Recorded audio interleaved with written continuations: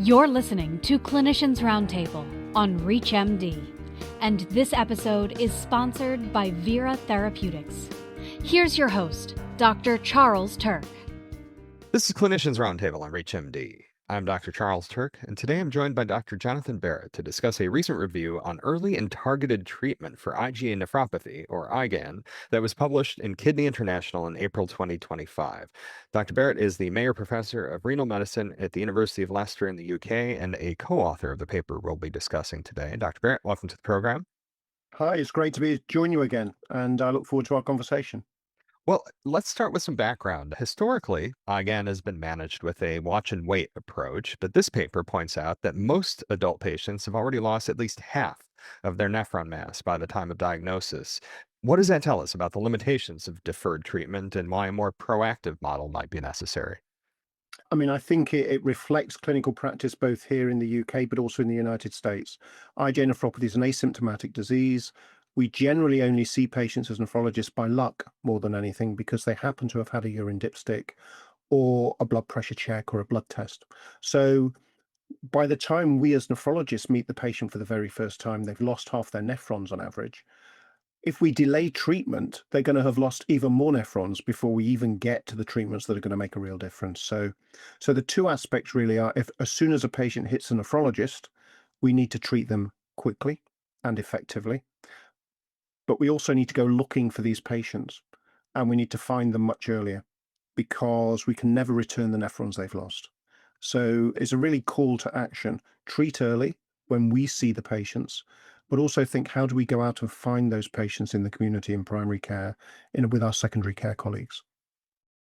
Now, building off that, the review highlights that even patients with proteinuria of less than a gram per day may progress to kidney failure. What sort of implication does that observation have for our current treatment thresholds and guidelines? So what's become apparent from a number of registries, both from the UK, from other European countries, and from the United States and China, is that 1 gram threshold we used to think was the threshold upon which we should start getting worried about IgA nephropathy, is in fact too high. And actually, there is no safe level of proteinuria. So we need to intervene at much lower levels of proteinuria, and we need to aim for a much tighter proteinuria target when we are treating and assessing treatment response. So it really is completely changing the paradigm in terms of what our goal should be for early intervention, but also what our goal should be when we instigate treatment. Now, the paper also highlights poor tolerability and limited long-term benefit with high-dose steroids, making the case that emerging agents like iptacopan, delayed-release budesonide, and sparsentan are more targeted, better tolerated, or both. How is that knowledge shaping a more proactive first-line approach? I think we've accepted for some time that systemic steroids are a necessary evil for some glomerular diseases, but in an ideal world, we would never use them again if we had safer and more effective choices, because patients dislike them. They're associated with many side effects, both short-term and long-term. And even though they can reduce proteinuria, as the low-dose testing study showed, the proteinuria just comes back 6 months, 36 months after stopping them. So they're a short-term fix for a chronic disease, and we're not going to be able to give repeated courses of systemic steroids. What's fantastic about the new drugs is we have very robust safety data now. We have very robust tolerability data from the phase 3 trials.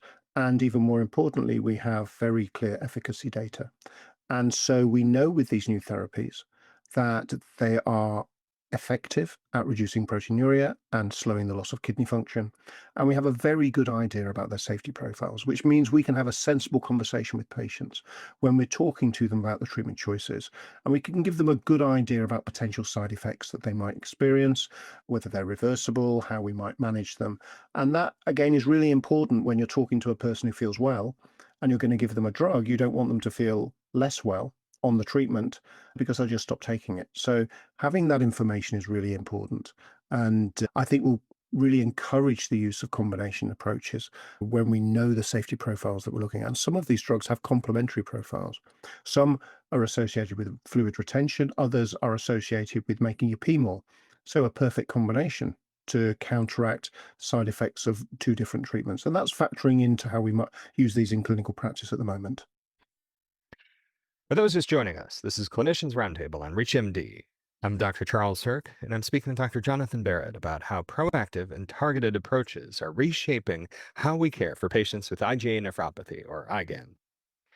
So, Dr. Barratt, let's continue to dig into this paper. One of the central proposals is that use of early simultaneous targeting of both immune dysregulation and other chronic kidney disease mechanisms, as opposed to a stepwise approach, is the way to go. How could this dual targeted model impact care plans and long term outcomes?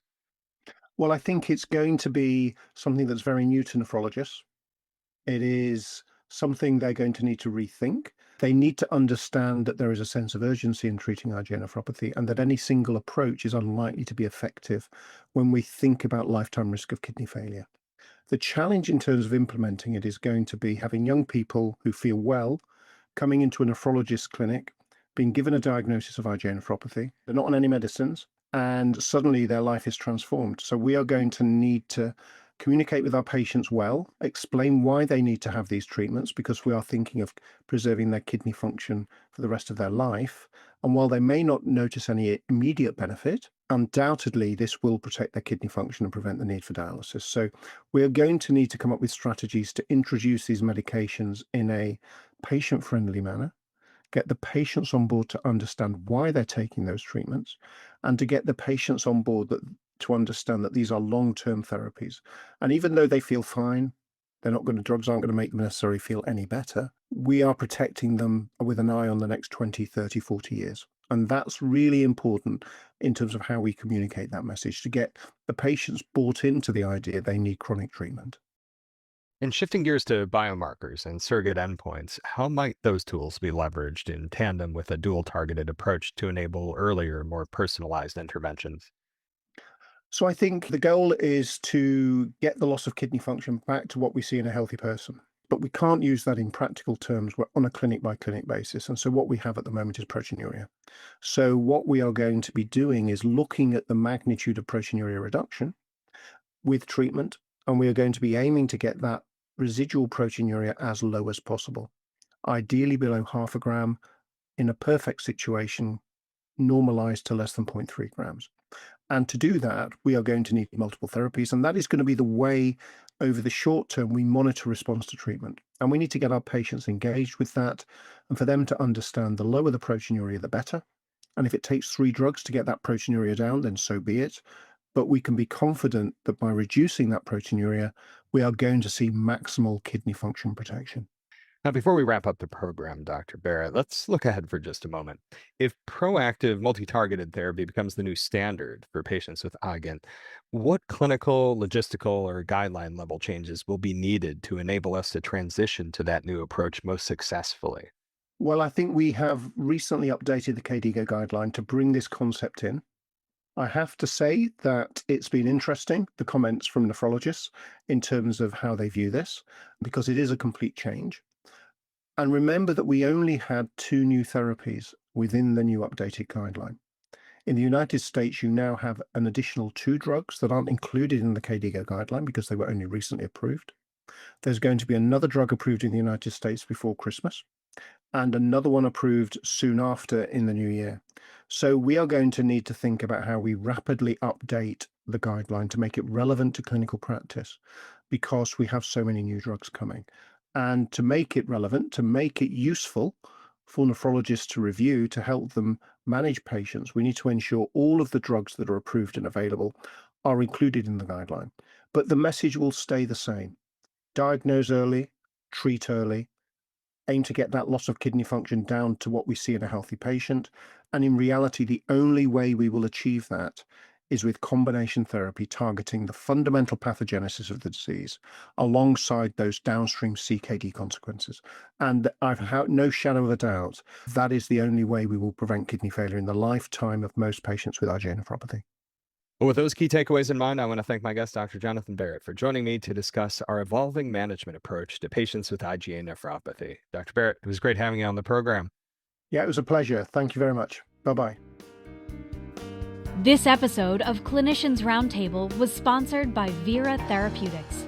To access this and other episodes in our series, visit Clinicians Roundtable on reachmd.com, where you can be part of the knowledge.